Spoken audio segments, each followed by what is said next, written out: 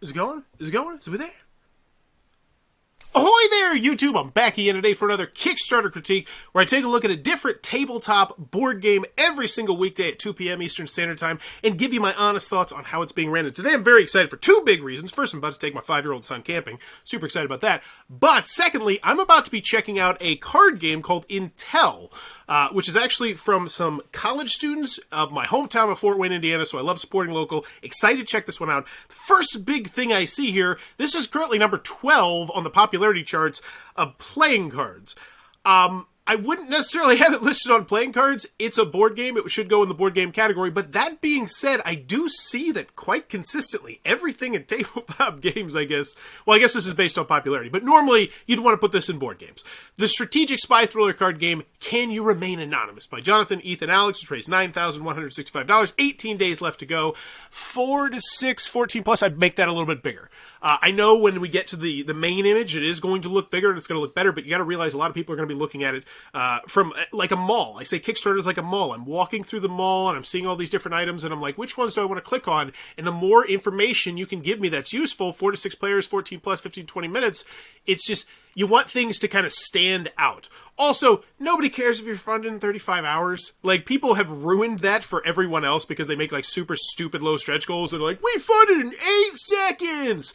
So, honestly, I'd put something more useful there. Maybe talk about stretch goals or something like that if you have stretch goals. Either way, as always when I go into these videos, I'm thinking 3 things. Do I want it? Can you do it? And how much is it? Hopefully you can convince me of at least one of those 3 things in this video right now. Let's go!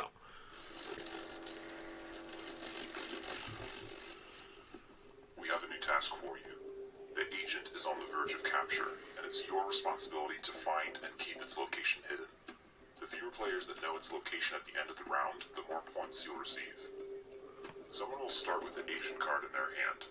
Cards will be played to make other cards move between players' hands. Because of this, the agent is likely to change location several times, so keep a watchful eye on your opponent's actions. Each card has a different ability. For example, the search card allows you to pluck a random card from another player. If you suspect someone has the agent, you can try your luck at stealing it from them. Perhaps the most powerful card is the wiretap. It allows you to force another player to give you the agent card. Use it wisely. If they don't have the agent card, they simply give you a card of their choice. At the end of the round, everyone votes for who they believe has the agent. The agent and correct voters get fewer and fewer points the more people that vote correctly. If everyone votes correctly, the agent gets no points. If you have the agent and everyone suspects you, it may be in your best interest to discreetly give it to someone else. I think that covers. Wow. Okay, so I always say this with these board game videos. Sometimes companies get too deep into the weeds. They tell me too much about what's going on. I think they hit the perfect mark here. I was interested in every single little rule they gave me about how the different cards work, and as we progressed through the video, I was like, how's that going to work? I was like, oh, that's going to work like that. And I have an idea of how this game is played. It looks fun. It looks simple. It looks easy to teach. It looks like one of the ones where you just read what's on the card, and a lot of time you can figure out what's going on. So far, very well done video. This is urgent. Be on your highest alert. We've just been informed a double agent is making its way to our network as well. What? Your mission is a go. Can you locate the agent? Can you deceive your friends? Can you remain anonymous? Okay. That was a really well done video. I think we're lingering a little bit too long here. Just a little too much lingering there, but overall I think that's a really well done video. And I think, yeah, having and playing cards, that really stinks, because I think a lot of people would be interested in this game. Now, the first thing I do want to mention is you need to get your game on BoardGameGeek.com. BoardGameGeek.com is the only board game website that pretty much matters. I mean, there's Amazon to buy games and stuff like that, but if you want to look up information, type in just about any game on the planet, scroll through the top 5 results, and BoardGameGeek is probably going to come up for it, unless it's like a really super popular mass market game. But still, you need to get it on BoardGameGeek, and I know they have a big waiting list right now, but get it on there because you would already have, potentially tens of thousands of people who are interested in this genre of games.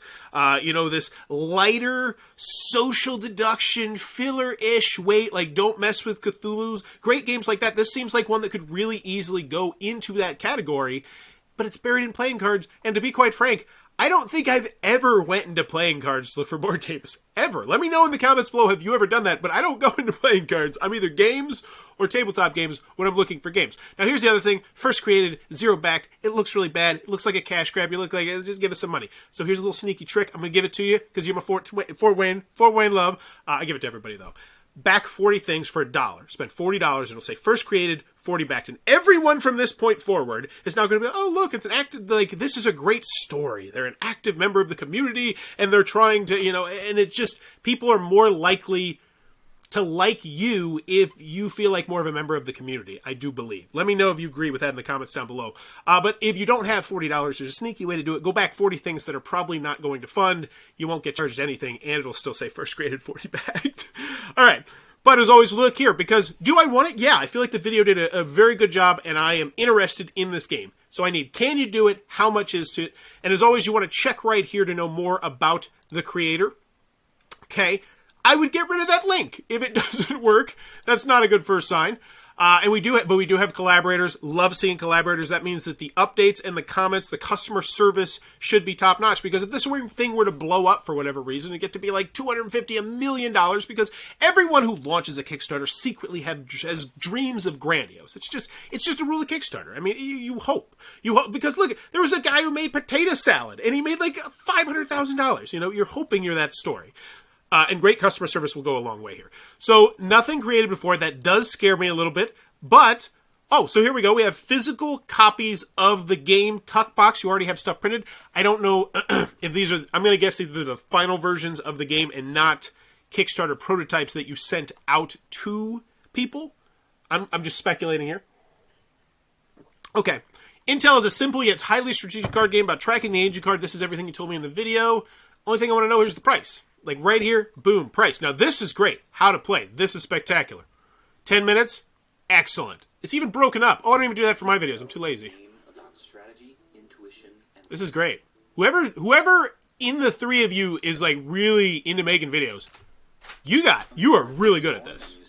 Keep doing this. Game overview. Someone starts with the agents. You don't know who. This is great. This is everything. Once again, everything in the video is going to be here. I'm assuming that's great, but I still want the price. Like you've shown me what I want, and you've told me that I want it, but I still need that price.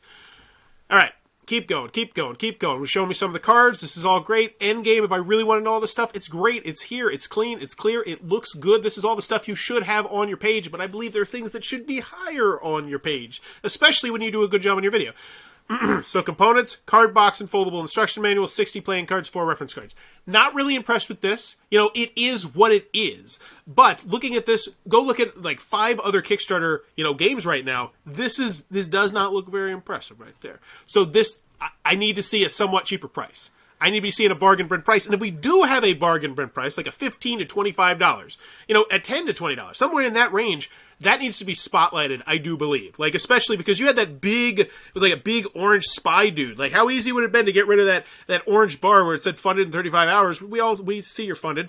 That's cool, Billy. But it just, bam, $15. And I wasn't trying to say that in a derogatory way, Billy. I like to say weird names. It spices things up. Oh, nope, not looking over here. Because this is your story. This is where you're supposed to tell me everything about this Kickstarter, so I'm still waiting for that price. Okay, this would be a great spot to slap the price on as well. It's not there. I would fan these cards out a little bit. Maybe I guess it gives a little bit more perceived value, but there's 64 cards here. 64 card deck. Here we go, $20. One copy of the Intel card game. So this price is not a very good price. And I know that hurts to hear. It sucks. It does. And I'm going to guess that you manufactured these in advance. Let's see when you're shipping them.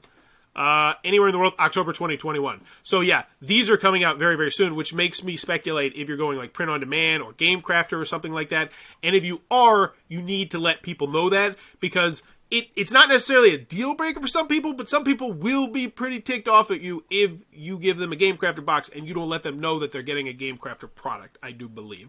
And that unfortunately just deals with the elitism that is all around Kickstarters and board games. But that's because we have companies, doing $3 million Kickstarters where their trays have trays have trays. 1 copy of the final game, 3 copies of the final game. It's odd that we jump from 1 to 3. Okay, cool. Free enamel pins for the first 200 backers. That's neato. Is it gone? Yeah, then I'd get rid of that. We don't need to see it anymore. You made your 200. Now I'm just annoyed. Stretch goals. Oh my gosh. And this is I don't like the layout of this Kickstarter page. So you need to look at it like this. When you first launched this Kickstarter, what was your goal? Your goal was, let's get it done. Let's get this made. We're going to make this happen. This is our dream. And I've made a game myself, so I know. All right. But now it's made. It's done. Everything else is gravy on them mashed potatoes. So what I would do, you need to bump the stretch goals up. It's not about convincing them anymore to get your game, because I feel like your video did a good job of it. Now it's convincing them, oh my gosh, how much do they have to get this game because of the stretch goals? And because it's going to happen, and they're excited about the game. So what do we got? $7,000. Included expansion pack introducing an optional event cards to add an additional level of chaotic fun to your mission. That is a banger of a stretch goal. And I'm going to guess what you're doing is you are going to just have literally another promo pack, and that's actually exactly what I did when we had stretch goals. Be careful with the shipping on that. But no, you should be fine, because we had to do 2 waves of shipping, and it just screwed us up all massively. But I'd highly recommend making sure you ship that along with the game, because if not, you're gonna accrue just a whole extra level of shipping, which hopefully you built into your stretch goal. So $10,000 upgraded card material. Oh, so the games are not made yet. Okay, awesome. That's the other thing though, because here's what you're up against. I don't know you. I don't. You're not Renegade Games. You're not a company I know, which means you need to do a little bit more to convince me on that. Can you do it? So, and you know what would go a long way here? Let me know your manufacturer. Let me know who you're thinking about for manufacturing. And if you don't know who you're thinking about for manufacturing, go talk to AdMagic. AdMagic is great with smaller card games. They're spectacular. I actually just recommended AdMagic. I really need to get some sort of AdMagic reference code, because I know for a fact I've recommended 2 or 3 people to AdMagic because they just do really well with card games. They did Cards Against Humanity. They do a lot of the stuff that you're going to see at Target. They spun off also into breaking games, but that's a whole entirely different thing. But they do board games, high quality, decent price, great customer service. No, they don't sponsor me, but AdMagic, if you have not hammered down your manufacturer, get an estimate from them as well. Because they also do this cool thing where it's like, you give them a bunch of ideas and say, we have these ideas for stretch goals. Hey, Foxfire, we have these ideas for stretch goals. Could we get priced out exactly how much those are going to be? How much it's going to cost extra on top to do those sort of things? They do a lot of that stuff. And it honestly, you're so far along this path, it's not something you can really tweak with now, but still, I'd like to know a little bit more about the manufacturing. Okay, but here we go, the origin story. This is cool. Awesome. Follow up. You did a personal touch. Follow us here. We print with Print Ninja. Ugh. Okay, what do they do? I shouldn't just ugh right from the jump. I should be fair. I want to see something you've made that I know. That really is the key here. I need to see something. So where's your board games? Where's your board games? Where's your board games? Books, booklets. It's great. You do books, you do catalogs, you do everything. Custom cards and card games. Where's some card games you did? Mixtape, board game manufacturing. Oh, you do that too. Where's some games? I don't know any of these games. Never heard of any of these games. That's a pack of gum, I'm pretty sure. Okay. We could probably print it. So you are doing print on demand, pretty much. So if you are going to stick with print on demand, that's fine. And you did tell us here, I would look into the Game Crafter as well. I would look into AdMagic as well. Because quite frankly, your price is very high. Your price is very high for what you're printing. And man, you're putting a stretch goal in. You're putting the early bird into here. But everyone, so the first 200, okay, so they still can get it.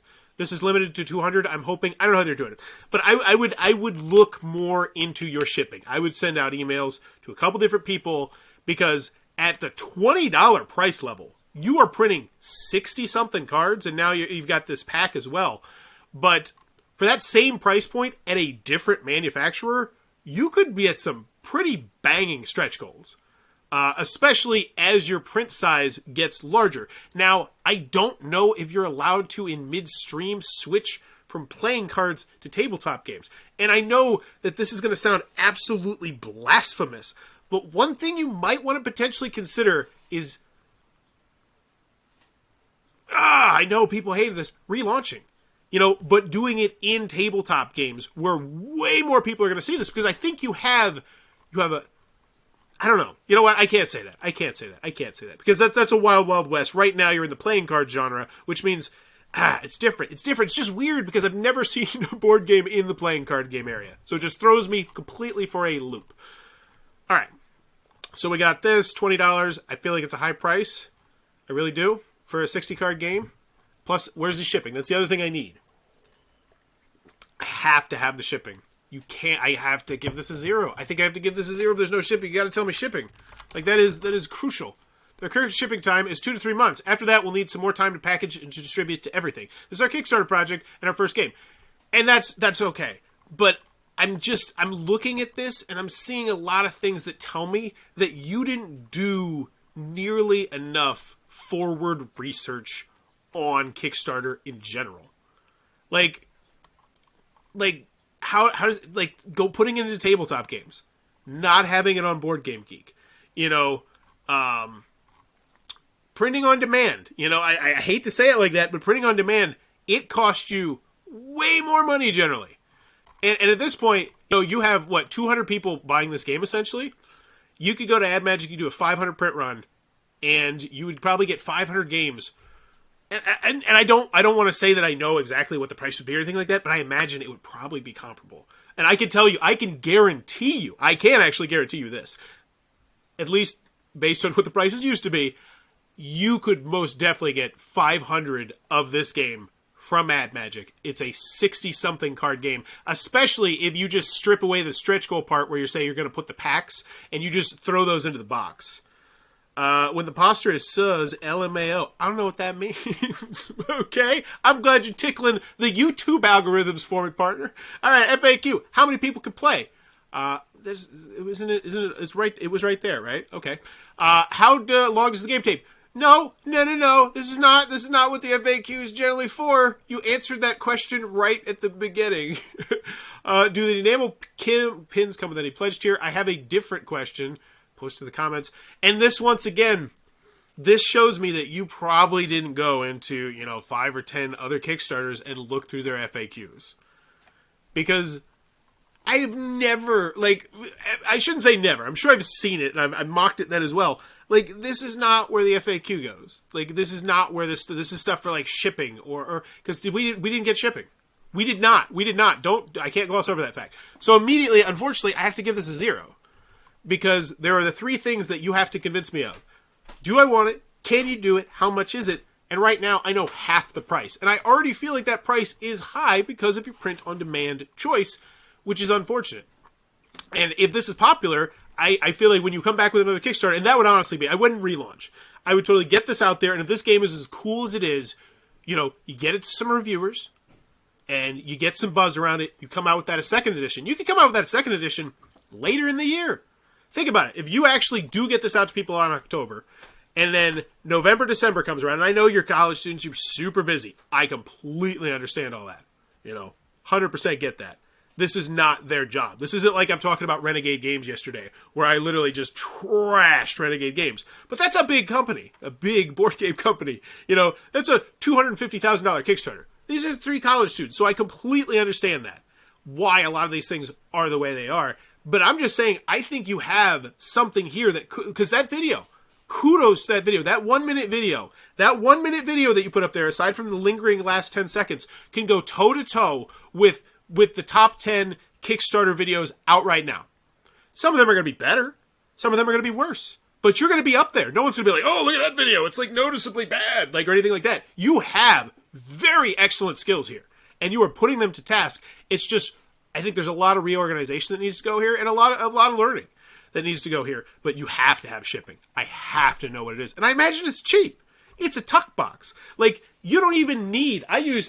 because I had a Cards Against Humanity size game that I made, and I needed a medium flat rate padded envelope. That thing was great. Ship it anywhere in the United States for $7.50. If you got stamps.com, you can get it for even cheaper. Great stuff. So I know that your shipping costs are not going to be super high, but not having them there is just inexcusable. It has to be there, and unfortunately, I have to give it a 0 for that, which sucks.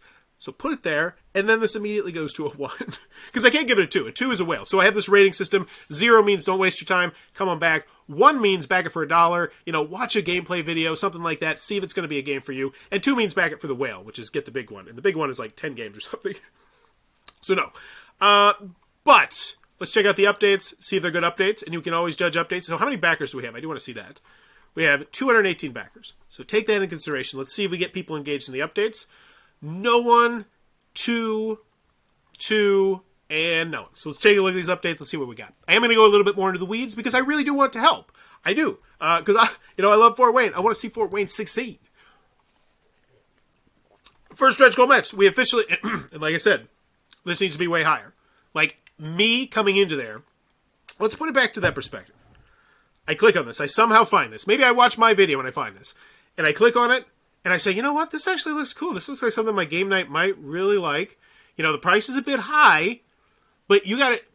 That 1 minute video sells me on everything. And all you have to do at that point is just give me a price. And I think a lot of people would just go straight from there to checking out, and they're gone. They're done. And that's what you want. That is honestly, that's great for you. But having stretch goals right at the top is going to increase your perceived value for this game. So as I mentioned, $20 for 64 cards, that's a lot of money. That's not a good price game. But as you add more into the game via those stretch goals, it adds more value to the game, which is why I would highly recommend putting all that stuff way higher. Just rip the Band-Aid off. Ugh, here's the price. It sucks, but look, stretch goals makes it better. Or reach out to those companies. Cannot recommend that enough. Just send out those emails. JT from the Game Crafter. Awesome. He's another print on demand. I don't know if the price is going to be better there, but they would probably give you a more board game customized thing, I think. I feel like, I don't know. I don't know enough about the Print Ninja to really speculate on that. So what do we got? Events. This is cool. Several more event cards are waiting to be discovered. They will be included in everyone's deck. Uncover the rest when the game is in your hands. So what you have here sounds like two things. Either A, you don't know what those are, which I don't think is probably the case, or B, you have daily unlocks. Because if you have daily unlocks, you need to advertise that. Go look at CMON.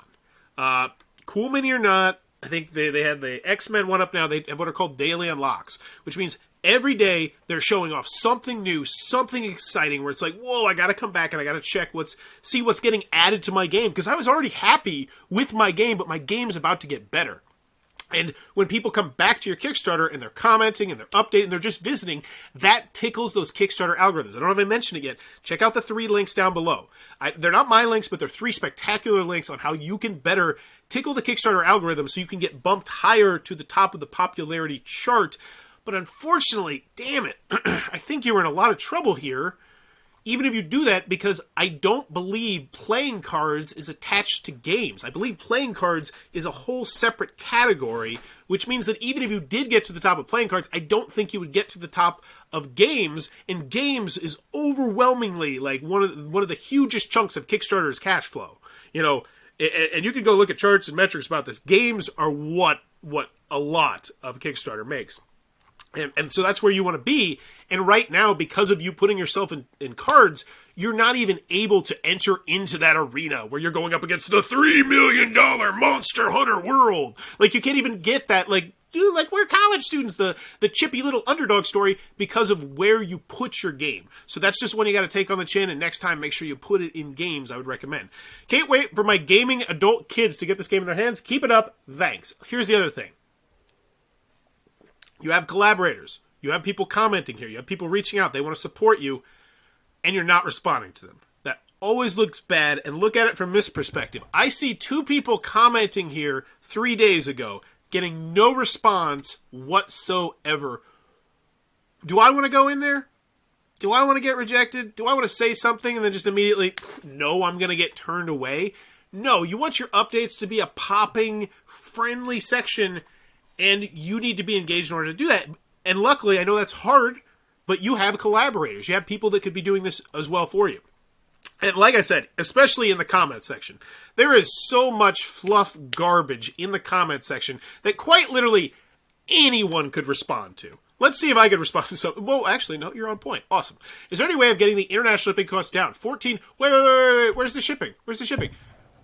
Boxes, unfortunately, making me reconsider my pledge. Where was there shipping? I swore there was no shipping. Let me know, chat, if there is some shipping that I missed. But I did not see anything about shipping. which now gets me really intrigued where this person got that information. No? Is it listed here? Is it one of those ones where you click on it and it like tells you how much the... Oh, it is. Okay, awesome. Then I would mention that as well.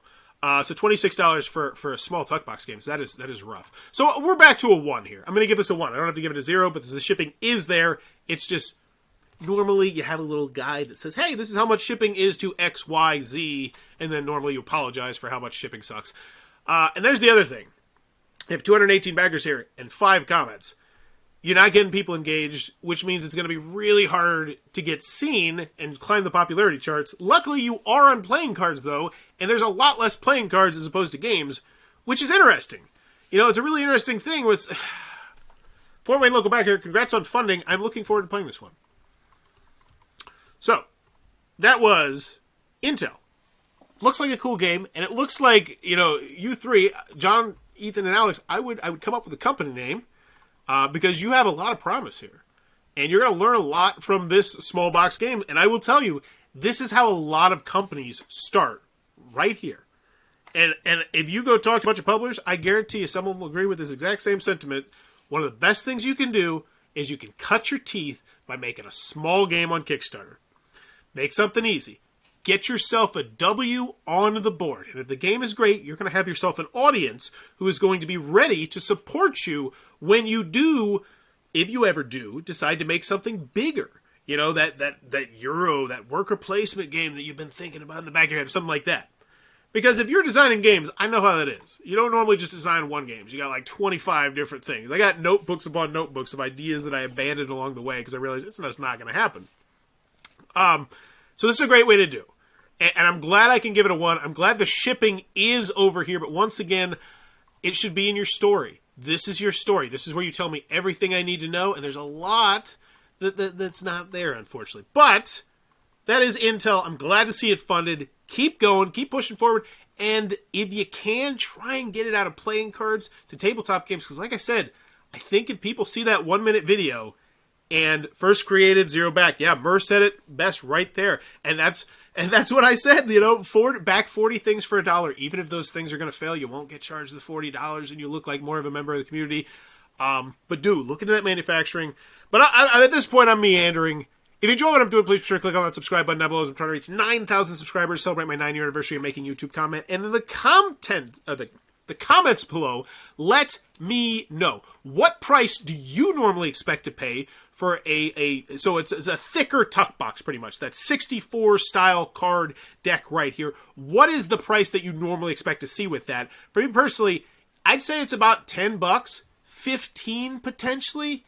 But once we're up to $26 with the shipping, that's a really hard sell outside of like your personal bubble, you know, of the people who want to support you. But you have to realize, you know, you're up against the $3 million monsters, you know, the Simons. And but let me know in the comments below, what price do you at what price would you start to say, yeah, that's a bit expensive for that style tuck box? I'm very interested to know what other people think. And as always, thanks for your time, YouTube. Bye bye.